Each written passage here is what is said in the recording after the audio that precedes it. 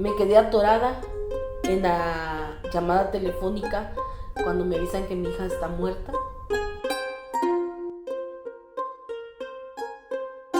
El Día de Muertos, para empezar, en México es un día muy importante, es como de las, después yo creo que del culto a la Virgen de Guadalupe, es qué raro, ¿no?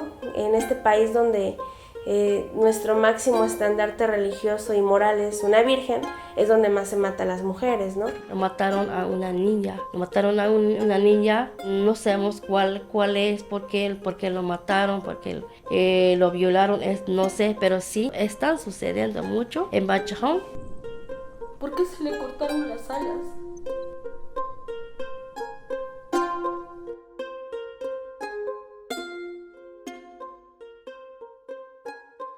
Si a ti te matan, pues sales en el periódico, eres una estadística más y ya, se te olvida. Por el hecho de ya estar acá y no estar acá, no está considerado como feminicidio.